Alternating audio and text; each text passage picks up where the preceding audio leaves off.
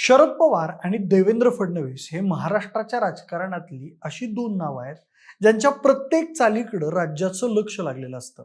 शरद पवार म्हणजे अनुभव, संयम आणि दीर्घकाळाचा राजकीय विचार. त्यांचं राजकारण हे कधीही घाईचं नसतं. योग्य वेळ येईपर्यंत शांत राहणं, समोरचा नेता स्वतःच चूक करेल याची वाट पाहणं आणि मग अचूक चाल टाकणं ही त्यांची खास शैली आहे. तर दुसरीकडे देवेंद्र फडणवीस हे पूर्णपणे वेगळ्या शैलीचे राजकारणी आहेत. त्यांचं राजकारण संयमापेक्षा वेगवान आणि आक्रमक आहे. सत्ता हातातून गेल्यानंतरही त्यांनी राजकीय दबाव कमी होऊ दिला नाही.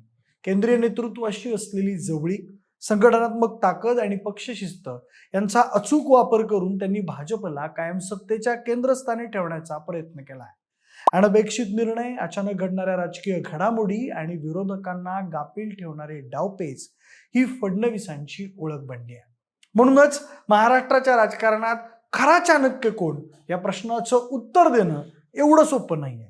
एकीकडे शरद पवार हे दीर्घखेळीचे मास्टर आहेत, तर दुसरीकडे देवेंद्र फडणवीस हे काळानुसार बदलणाऱ्या, झपाट्याने निर्णय घेणाऱ्या आधुनिक राजकारणाचं प्रतिनिधित्व करतात. म्हणूनच महाराष्ट्रातल्या राजकारणातला खरा चाणक्य कोण याचाच घेतलेला हा सविस्तर आढावा. नमस्कार, मी प्रथमेश आणि तुम्हाला तर माहितीये आपला विषयच भारी. मंडळी, गेल्या काही वर्षात महाराष्ट्रातलं राजकारण झपाट्यानं बदललं आहे. सत्तेची गणितं उलथापालथ झाली आहे. युत्या तुटल्या, जुळल्या आणि अनेक राजकीय पक्षांच्या विचारसरण्या जणू फक्त कागदावरच उरल्या. अशा अस्थिर राजकीय वातावरणात सत्तेच्या केंद्रस्थानी टिकून राहणं हे प्रत्येक नेत्यासमोरचं सगळ्यात मोठं आव्हान म्हटलं. आणि हेच आव्हान स्वीकारून राजकारण आपल्या बाजूने वळवणारे महाराष्ट्रातले दोन नेते म्हणजे शरद पवार आणि देवेंद्र फडणवीस.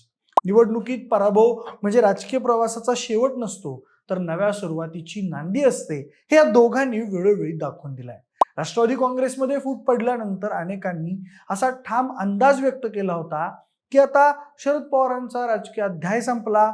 मात्र पवारांनी कोणतीही भावनिक प्रतिक्रिया न देता थेट संघटनात्मक पातळीवर लक्ष केंद्रित केलं, कार्यकर्त्यांशी नातं मजबूत केलं, पक्षाची बांधणी टिकवली आणि ग्रामीण भागातील आपली पकड अजून घट्ट केली. आणि सत्तेबाहेर असूनही सत्तेच्या निर्णयांवर प्रभाव टाकण्याची क्षमता आजही आपल्याकडे आहे, हे त्यांनी पुन्हा एकदा सिद्ध करून दाखवलं. तर दुसरीकडे उद्धव ठाकरे यांनी भाजपची साथ सोडल्यानंतर भाजपकडे बहुमत असतानाही देवेंद्र फडणवीसांना विरोधी बाकावर बसावं लागलं. अनेकांना वाटलं की इथून पुढे फडणवीसांची राजकीय ताकद कमी होईल, पण त्यांनी घाई गडबड न करता शांतता आणि संयम राखला. योग्य वेळेची वाट पाहत त्यांनी राजकीय समीकरणं अचूक जुळवली. एकनाथ शिंदे आणि अजित पवार यांना सोबत घेऊन पुन्हा सत्ता स्थापन केली. या सगळ्या घडामोडींनी एक गोष्ट स्पष्ट केली की राजकारणात संधी कशी ओळखायची आणि ती आपल्या बाजूनं कशी वळवायची हे फडणवीसांना अचूकपणे ठाऊक आहे. म्हणूनच मंडळी, महाराष्ट्राच्या राजकारणात खरा चाणक्य कोण हा प्रश्न विचारला जातो तेव्हा उत्तर एक रेषीय राहत नाही.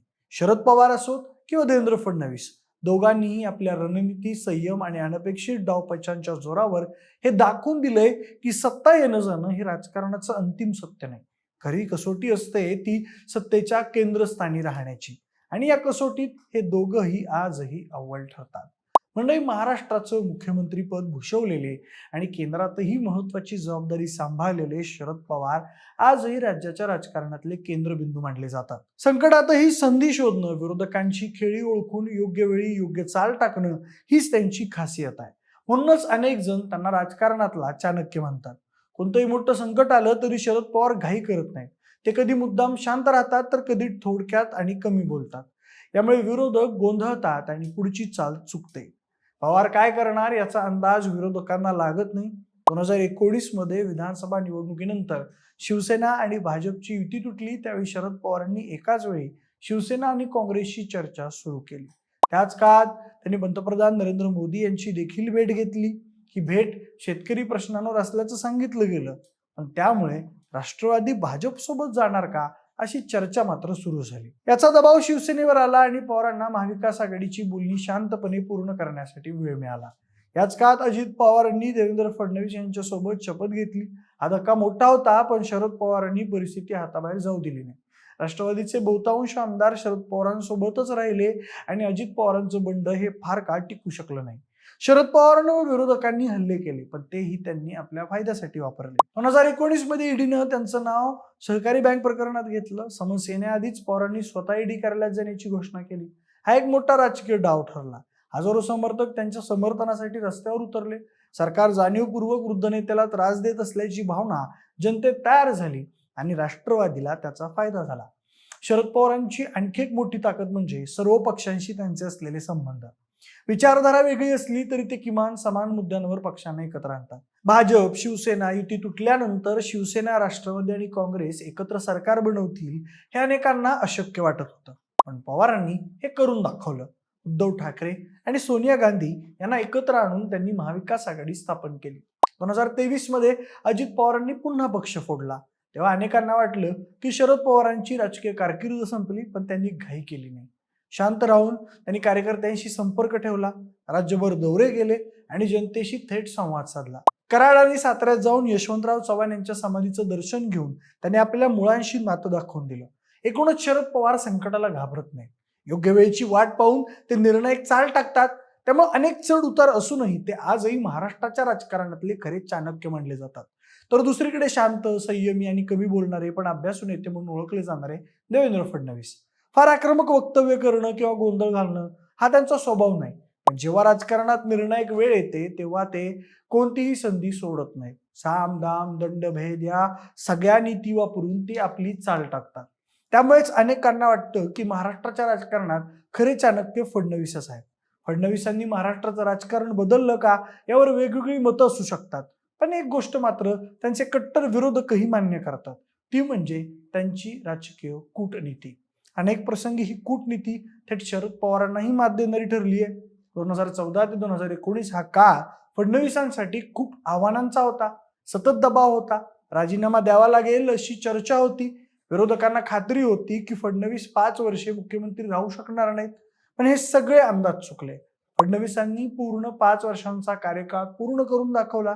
ही गोष्ट शरद पवारांनाही मुख्यमंत्री म्हणून करता आली नव्हती. इथूनच या दोघांची तुलना सुरू झाली ती आज तागायत. या काळात फडणवीसांनी मेट्रो प्रकल्प, जलयुक्त शिवार योजना आणि समृद्धी महामार्ग यासारखे मोठे प्रकल्प सुरू केले. मराठा समाजाला आरक्षण दिलं आणि ते न्यायालयात टिकावं यासाठी प्रयत्न केले. शेतकरी कर्जमाफी हा देखील त्यांच्या सरकारचा एक महत्वाचा निर्णय होता.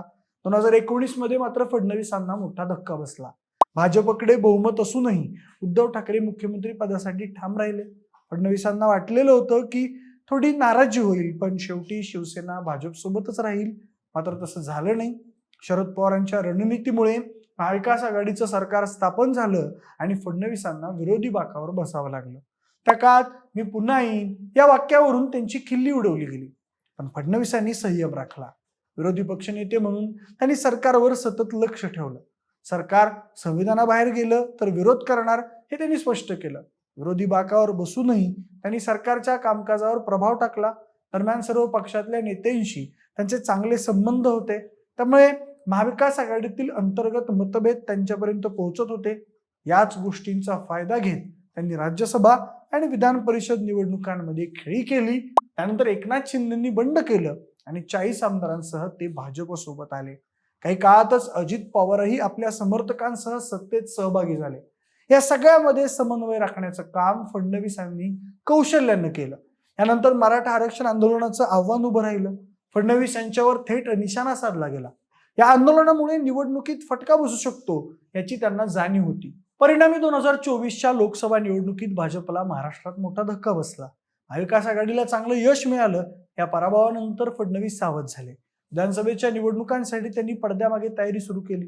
विशेषतः ओबीसी समाजाची मतं एकत्र ठेवण्यात ते यशस्वी ठरले. मराठा समाजात मतं विभागली गेली, पण ओबीसी मतं भाजपकडे एकवटली. यामागे फडणवीसांची रणनीती महत्वाची ठरली. फडणवीस हे नातेसंबंध जपणारे नेते आहेत. समोरच्या माणसाला आपलंसं करून घेणं ही त्यांची खासियत आहे, पण तरीही त्यांना कोणीही गृहीत धरू शकत नाही. आपले वाटतात पण हाताबाहेर नाहीत, हीच त्यांची खरी ताकद आहे. आज पाहिलं तर जर देवेंद्र फडणवीसांनी हेच सातत्य आणि संयम पुढची काही वर्ष टिकवला तर ते केवळ महाराष्ट्रापुरते मर्यादित न राहता देशाच्या राजकारणातही मोठी भूमिका बजावू शकतात असं अनेकांना वाटतं. त्यामुळेच त्यांना महाराष्ट्रातल्या राजकारणातले चाणक्य म्हणतात. म्हणूनच महाराष्ट्राचे खरे चाणक्य कोण हा प्रश्न जितका सोपा वाटतो तितकाच तो गुंतागुंतीचा आहे. शरद पवार आणि देवेंद्र फडणवीस हे दोघेही वेगवेगळ्या काळाचे, वेगवेगळ्या पद्धतीचे, पण तितकेच प्रभावी राजकारणी आहेत. शरद पवार म्हणजे दीर्घखेळीचं राजकारण, शांतपणा, संयम, अनुभव आणि योग्य वेळेची वाट पाहून टाकलेली अचूक चाल ही त्यांची खरी ताकद आहे. संकट आलं तर घाई न करता परिस्थिती आपल्या बाजूने वळवण्याची कला पवारांना अवगत आहे. म्हणूनच अनेक दशकं उलटून गेली तरी ते आजही महाराष्ट्राच्या राजकारणात केंद्रस्थानी आहेत. दुसरीकडे देवेंद्र फडणवीस म्हणजे वेगवान आणि आधुनिक राजकारण. सत्ता गेली तरी हार न मानता नव्या समीकरणांतून पुन्हा सत्तेपर्यंत पोहोचण्याची क्षमता त्यांनी दाखवून दिली आहे. संघटनात्मक ताकद, योग्य लोकांना योग्य वेळी सोबत घेणं आणि निर्णायक क्षणी धाडसी निर्णय घेणं यामुळे फडणवीस आजच्या राजकारणात प्रभावी ठरतात. म्हणूनच मंडळी, शरद पवार हे अनुभवाचे आणि संयमाचे चाणक्य आहेत, तर देवेंद्र फडणवीस हे वेग, रणनीती आणि बदलत्या काळाचे चाणक्य आहेत. खरा चाणक्य कोण? त्यामुळे याचं एक ठाम असं उत्तर नाही आहे. कारण राजकारणात चाणक्यपण फक्त सत्ता मिळवण्यात नाही, तर सत्तेच्या केंद्रस्थानी टिकून राहण्यात असतं. आणि या कसोटीत शरद पवारही अव्वल ठरतात आणि देवेंद्र फडणवीसही. म्हणूनच महाराष्ट्राच्या राजकारणात चाणक्य एक नाही, दोन आहेत. एक जुना आणि एक अनुभवी आणि एक आधुनिक वेगवान रणनीतिकार. बाकी तुम्हाला काय वाटतं, राज्याच्या राजकारणात खरा चाणक्य कोण आहे? आम्हाला कमेंट बॉक्समध्ये नक्की सांगा. सोबत अशाच राजकीय घडामोडींसाठी विशेष भारीच्या YouTube चॅनलला सबस्क्राईब करायला अजिबात विसरू नका. धन्यवाद.